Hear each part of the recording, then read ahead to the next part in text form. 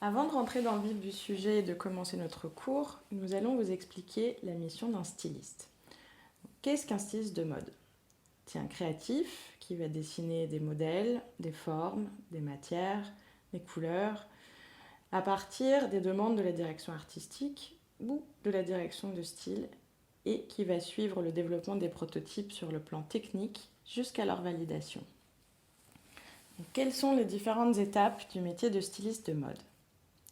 Lorsqu'on décide de créer une collection de vêtements, le processus créatif d'un styliste se divise en différentes étapes. Donc, la première étape va consister à trouver des idées, une inspiration, un concept pour développer une collection de vêtements. Donc, pour ce faire, un styliste va s'inspirer de différentes manières. Où peut-on trouver des idées et de l'inspiration? Dans la rue, en s'inspirant de la manière dont les gens sont habillés. L'art, sous toutes ses formes, est une grande source d'inspiration pour les créateurs de mode, que ce soit la photographie, la peinture, la sculpture, le cinéma et les séries.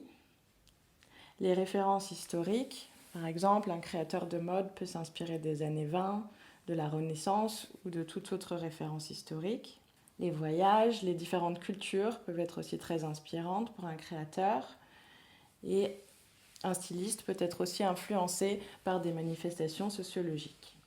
Lorsque l'on est un créatif, on déborde souvent d'idées. Donc le meilleur moyen de canaliser ces idées et ces inspirations est de les illustrer en collectant des images et de les classer en les mettant en page sous forme de planches d'inspiration.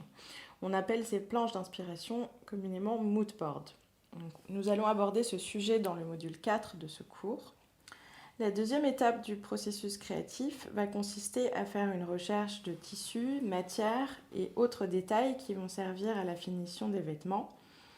Un styliste va parcourir les différents salons de tissus, par exemple, où des exposants proposent 2 fois par an des collections de tissus.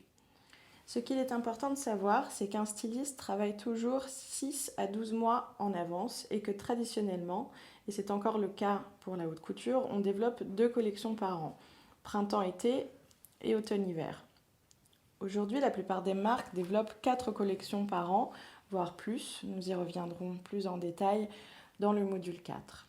Lorsqu'un styliste a collecté ces différents éléments, il va pouvoir commencer la création de sa collection. Il va donc faire des croquis de mode et dessiner des vêtements sur des figurines de mode.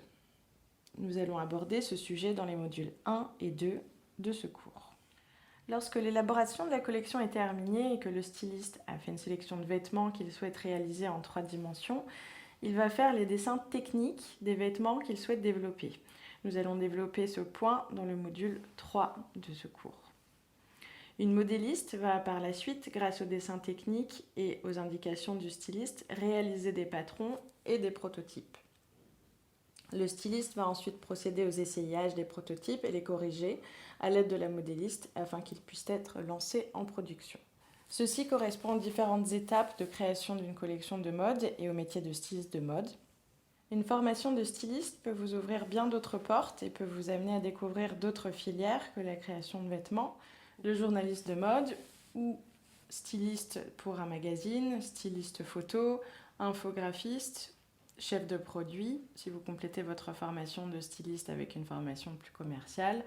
Et vous pouvez également ouvrir votre blog et être blogueuse de mode.